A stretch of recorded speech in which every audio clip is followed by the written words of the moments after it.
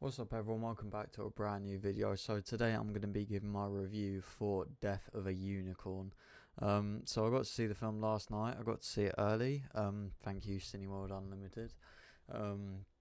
It's actually my second time doing one of their early screenings. The first one was We Live in Time. I didn't do a review for that, I don't know why, maybe it was because it was like months in advance or something, but I'm not gonna try and go into spoilers. I don't really think there is spoilers with this, but if you are looking forward to the film and want to watch the film but don't want kind of any details, um, then I would maybe come off of this video and come back when you have seen the film. Just if you are really cautious, but as I said, it's not like a Marvel film or anything where I'm gonna spoil the cameo or the story or anything.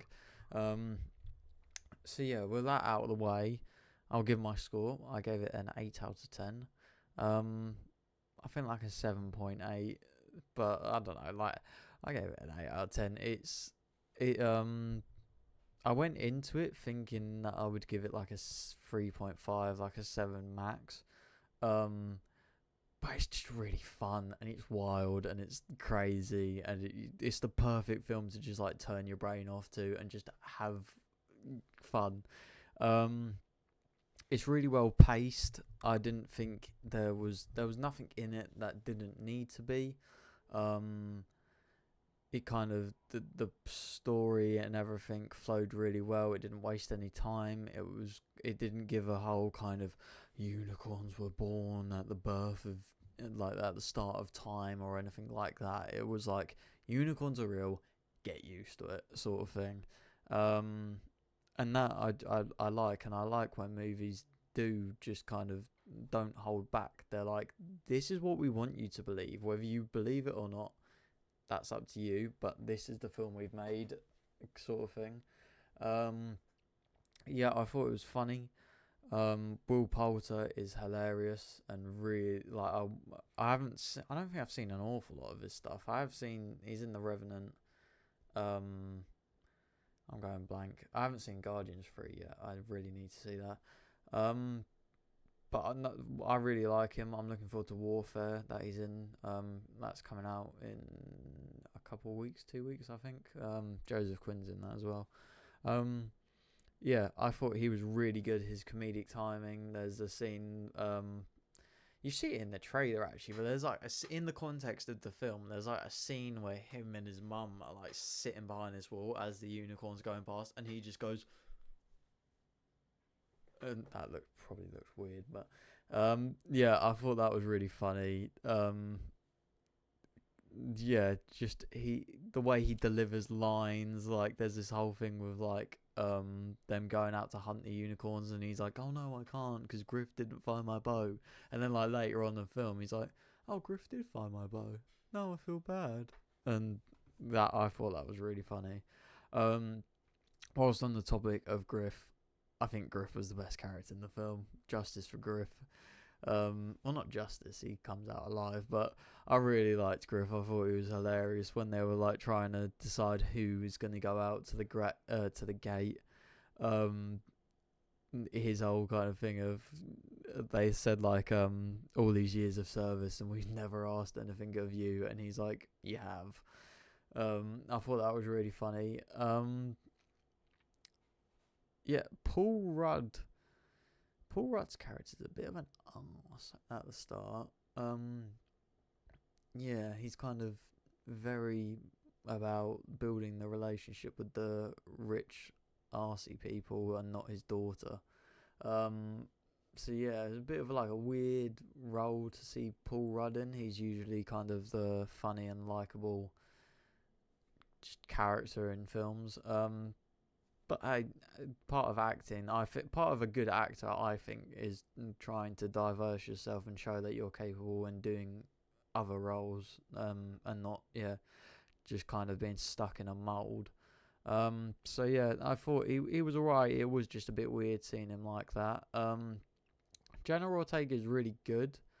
I wouldn't say she is kind of the lead of the film. And I can't really describe it any other way than feeling but then saying that I don't really feel like this film has a lead. It is just kind of all these people are in this situation, and you get fairly even aspects of kind of them. Obviously, yeah, like the whole father-daughter relationship and the fact that she's lost her mum is kind of the heart of the film, if you like.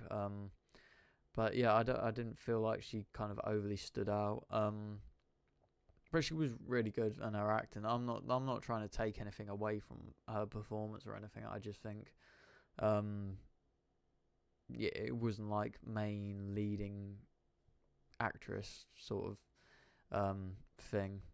Well, obviously it's A24. I think I've got a ranking of A24 films on my Letterboxd.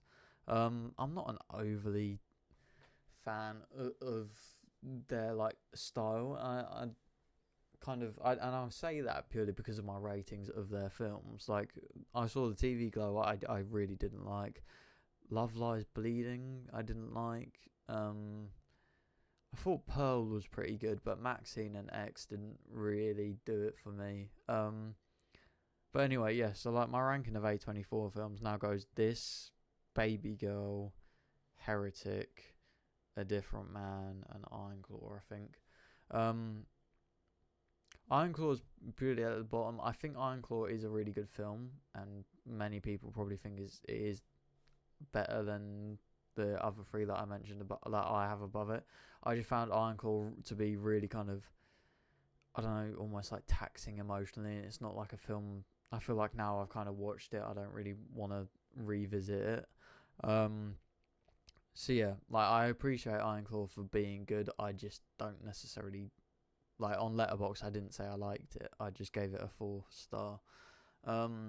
Whereas like A Different Man, Heretic, and Baby Girl, and this I actually liked and enjoyed. So yeah, that's where it is for like my ranking of A24. As I mentioned earlier, though, Warfare is coming out in a couple of weeks, and I'm really looking forward to that. And I would like to expect it to jump up to number one, to be honest. Yeah, that's just my prediction for Warfare. Who knows? When I do my Warfare review, we'll see. I'm trying to think what else to talk about in this. Yeah, I think I kind of touched upon like story and stuff at the start. I thought, yeah, the story was solid. In some of the recent trailers and adverts they've done for it, one of the really standout comments that I picked up on is the fact that someone said it's like Jurassic Park on acid. Why did I say that? So weird. Jurassic Park on acid. That's what I meant to say. Yeah, that is a great way to describe it. And when I came out of the cinema, I was like, yeah, it is like Jurassic Park on acid. Jurassic Park on acid. I can't say it. Anyway, all that aside, yeah, it is just a fun, fucked up. It is considered a comedy horror. I wouldn't say it's necessarily horror. It is just like kind of gore. Like one of the horns kind of goes into someone and into someone's head. There wasn't any jump scares, and for me that is like what kind of like distincts a horror to me. Or the thing I find most scary is jump scares. I'm just gonna like put that out there and admit it. When you can't tell when something's about to happen, that's when I get most scared. Yeah, and there like wasn't any moments like that in this. I would say when the head thing happens, it was almost sort of abruptly, but I could kind of see how, like in my head, I was already like, this is gonna happen, and then it happened. So I was all like kind of prepared for that. But yeah, it's solid comedy horror. It's funny. It's got gore. It's just mental. It's silly. And yeah, it's probably. I'm trying to think because I don't want to like say this and then like take it back, but I think it is probably. I was gonna say of recent times, but I think like this year so far. I think it's probably like the film that I've like most enjoyed this year. Like, I liked Mickey 17, but it's not like a film that I'm like itching to revisit. Yeah, I'm not gonna lie. discuss other films, but I just really enjoyed it. You turn your mind off and you just let unicorns and rich people and stuff just take over your life for like an hour and a half. So yeah, really solid film. I really enjoyed it. If you're overly critical with films, you probably will find it. I mean, like, I know it's not perfect and stuff, but if you are overly critical, would assume that you're probably not gonna like it. I think the average for it is like a 3 on the Letterboxd, but yeah, as I said, it's just one of those films where maybe on a different day I would have been a bit more critical, but I just really enjoyed it and loved it and stuff. So yeah, there's my review for Death of a Unicorn. Let me know in the comments if you have seen it early. I think I will. I'm recording this on Tuesday, the 1st of April. It comes out Friday. Yeah. Let me know in the comments if you have seen it early. If you are watching this after you've seen it when it has came out, let me know your thoughts. I'm really interested to hear other people's opinions. Yeah, as I said, I hope you enjoyed, and I'll see you in my next video.